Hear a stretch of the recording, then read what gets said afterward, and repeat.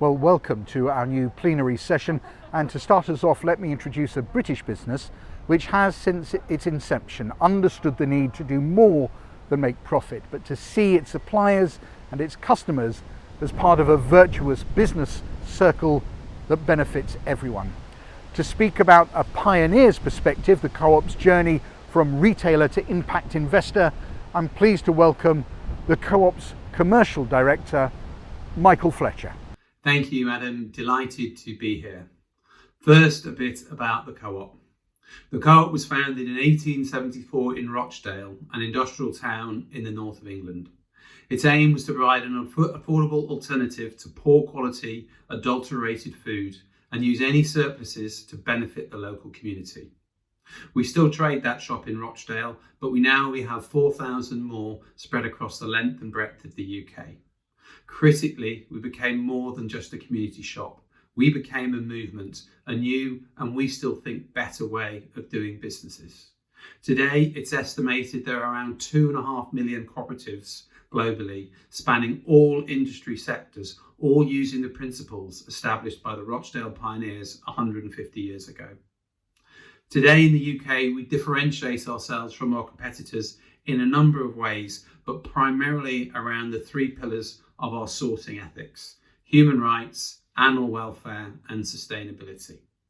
Just three examples of the Co-op difference before I discuss our approach to water. On human rights, last year we issued the UK's first sustainability bond linked to our work on fair trade. The bond raised £300 million and was significantly oversubscribed. In part, this enables us to be the only UK retailer to source exclusively fair trade product in the key categories of tea, coffee and cocoa on Co-op brand. This extends to when we use those raw materials as an ingredient. So the chocolate in our chocolate chip cookie is fair trade chocolate. On animal welfare, we have banned the sale of cage eggs, and unlike most retailers in the UK, have extended that ban to when egg is used as an ingredient. On sustainability, we have independently measured and published both our direct and indirect carbon footprint and made commitments to independently measure and publish performance against these targets. Last year, we committed to only use recyclable packaging on Co-op brand by the end of 2021. Turning to the challenge of water poverty. Working in partnership with the One Foundation, Co-op has spent the last 12 years investing in clean water, sanitation and hygiene projects around the world.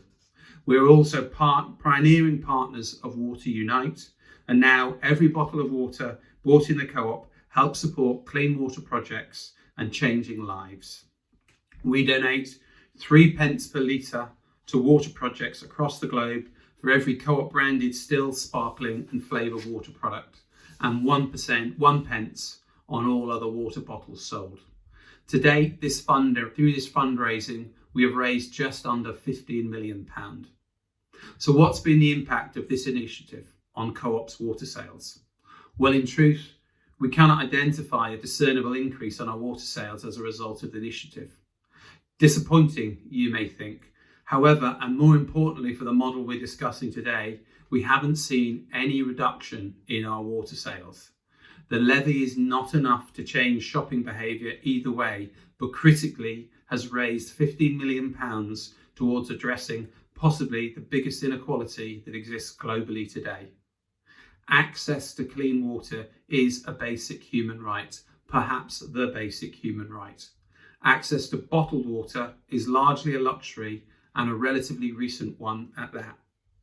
We know approximately 3.5 million people die each year from waterborne disease, and I'm guessing 100 times that fall seriously ill from the problem.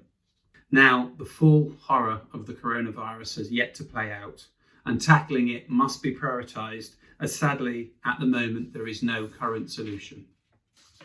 The human impacts of water poverty are perhaps more challenging on a global basis, but clearly are more geographically constrained. The fundamental difference between the two is that we now have an effective solution for water poverty. It's the model we're discussing today. Imagine if the cure for coronavirus could be delivered by changing the ingredients on a loaf of bread, and perhaps those ingredients cost a penny. How quick would we be to deploy that solution? The Co-op and others have demonstrated that a levy on water has no impact on our business, but a huge impact on those in need. Surely, if you can afford a bottle of water, you don't begrudge an additional 1 pence. We've demonstrated this is absolutely true. The Co-op believe all retailers should follow our lead, but unfortunately their business models are unlikely to bring about that change in the timetable required. To accelerate progress, governments in developed countries should legislate. There is plenty of recent precedent. The UK recently introduced a sugar tax in the UK to help tackle the health concerns from obesity. There is absolutely no reason why a similar approach couldn't be applied to tackling the crippling health issues associated with water poverty.